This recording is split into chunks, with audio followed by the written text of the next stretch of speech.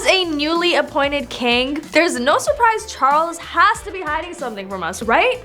Today we're talking about the 10 royal secrets King Charles will be taking to his grave. Let's start off with number 10. Now that King Charles is living a king-size life, how can we pretend there aren't regal secrets he's keeping from us? After inheriting the properties from his mother, Queen Elizabeth, Charles has been getting a lot more attention, and obviously we're gonna dig into the English wealth and their secrets. For a regular British citizen, any inheritance over $380,000 is taxed 40%. But King Charles doesn't have to pay anything on properties, jewels, and investments that probably are worth hundreds of millions of dollars. Whatever happened to eating the rich? The royal treatment is getting out of hand. Having all this money and privilege on top of not having to pay taxes, every day this family makes me wonder why I wasn't born a royal. But anyway, according to the British government, the monarchy as an institution needs sufficient private resources to enable it to continue to perform its traditional role in national life and to have a degree of financial independence from the government of the day. Am I the only one who feels like the British government is sucking up to the royals? Or is everyone in the UK in some trance? Because considering this extremely problematic family and their history, how are they getting away with all of this? It has to be a trance, right? Maybe that's what they're hiding from us. They might not even be royal. Maybe they just set up a whole castle and tranced the whole country just so they don't have to pay taxes. That's some brilliant work. The same document explains that the British Crown is also not legally liable for income tax or capital gains tax. Personally, I think the British people should overthrow the throne at this point because taxes shouldn't be reserved for regular citizens, but that's just me. Or what if they flipped and only taxed the extremely rich people? On to number 9, hiding details about their wealth. The royal family is under few requirements to disclose details of its wealth, but all I'm gonna say is if you want to find out, it's not too difficult to go all Sherlock Holmes on the family. The family's communications with the government are exempt from freedom of information requests. Their official papers are kept secret by Britain's National Archives for at least 50 years. The lack of transparency has led anti-monarchy groups, including the Republic, to call the monarchy an unaccountable public institution that has the power, secrecy, and influence to willfully abuse its position. Without a change, many details of the royal family's private wealth may never be known. Facts about the Duchy of Lancaster's offshore investments were leaked back in 2017. Those detailed roughly $13 million in offshore accounts. I wonder what else can be revealed if more docs were suddenly leaked. Seriously, we need some investigative work done on this family.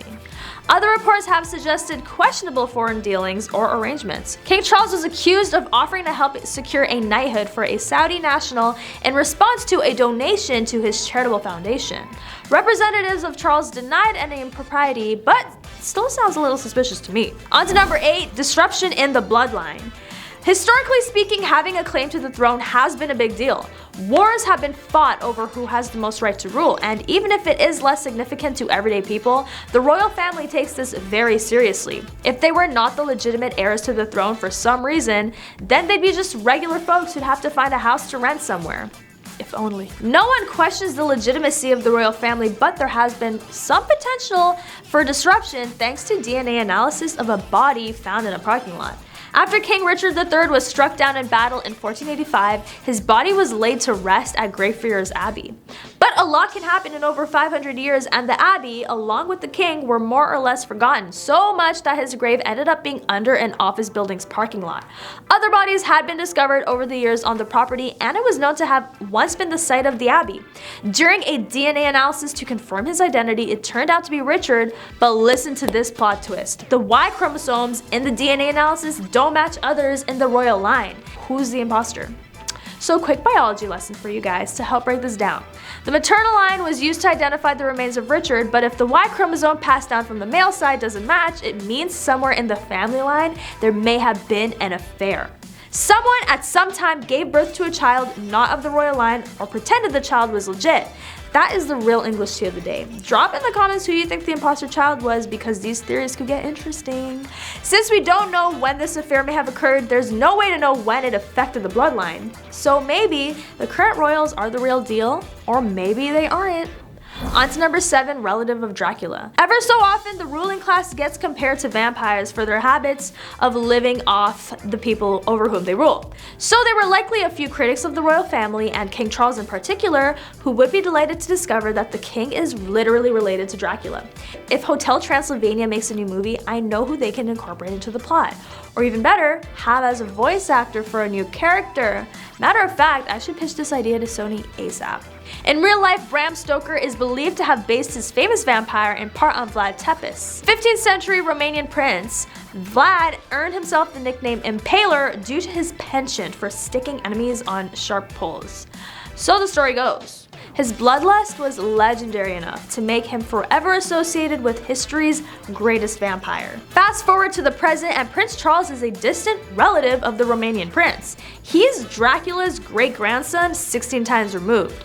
Prince Charles was apparently very stoked to learn this and has a soft spot for Transylvania, the region made famous by Dracula. So now I'm gonna have to explore my family tree to see if I'm related to any historic or iconic people. On to number 6, conspiracies. Word on the street is Jack the Ripper, one of history's most notorious assassins, may have been a royal.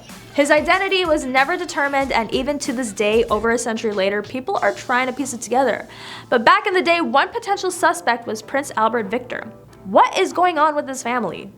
First Dracula, now Jack the Ripper. This royal family has some explaining to do because it is just getting out of hand. Another theory was that the British royal family wanted specific women taken out because they knew the prince had an illegitimate son. Neither of these theories had much of any evidence to support it, and they appeared nearly a century after the fact. The result is that it's almost entirely unlikely, but still something the royal family is not likely to ever openly address and would rather keep on the down low. Let me know if you think this theory is valid. I mean, the possibilities are endless, right? Number 5, traveling with blood. Celebrities really do the weirdest things ever, and we just accept it because, well, they're celebrities. But traveling with your own bag of blood is just a different level of weird. Even though their reasoning is not the craziest, you have to admit, adding a bag of blood to your travel checklist is just so bloody interesting. In case of emergencies, King Charles and Prince William travel with a sack of their own blood on hand. The royals travel with their physician and a bag of their own home brew in case of an emergency transfusion. For a good portion of her busier years, the Queen was making about one state visit per year, but Prince William was a bit more widely traveled. Blood only has a shelf life of about 42 days after it's been bagged up, so they were probably getting fresh stuff before each and every trip. That's a lot of needlework. I wonder what they would have done if someone had a serious fear of needles. On to number 4, Princess Diana's letter. Paul, one of Diana's former butlers, said that the princess predicted her own passing in a car crash. Apparently, she was so scared 10 months before she passed that she wrote to Paul saying that there was a plot made by a member of the royal family and that her car brakes would be tampered with and she would suffer serious head injuries. And all of this would be so that the Prince of Wales could marry again. The letter she wrote, "I am sitting here at my desk today in October, longing for someone to hug me and encourage me to keep strong and hold my head high. This particular phase in my life is the most dangerous. My husband is planning an accident in my car, brake failure and serious head injury in order to make the path clear for him to marry Camilla, who is nothing but a decoy." So what did they do with this letter? Well, they keep it in a very safe place. Will Charles ever elaborate on this super suspicious letter? Most likely not, but we do need the answers. Number 3, privilege. I mean, that's no secret, but can we talk about King Charles's privilege? Being a rich white man is one thing, but add royal into the mix, and he really was set for life. Becoming king after the late Queen Elizabeth's impressive 70-year reign is definitely a privilege, and King Charles is very careful about his lifestyle and what he chooses to show with us regular folk and what is kept behind closed doors. There's one place that His Majesty can likely be found, on his hands and knees in his personal Highgrove House gardens. The garden at Highgrove really does spring from my heart, and strange as it may seem to some, creating it has been rather like a form of worship, the royal said in 1993. Since purchasing the property surrounding his historic 18th century country house in 1980, Charles has transformed the wilted 900 acres of lawn into a paradise with around 40,000 visitors a year. On to number 2, jealousy. During his marriage to Princess Diana, Charles had his first significant encounter with disapproving public opinion. Archival footage of the couple touring Australia in the new HBO documentary The Princess suggests that he was jealous of how much more popular she was. The real-life Diana confirmed that Charles envied the public's devotion to his wife in her explosive 1995 interview with the BBC's Martin Bashir.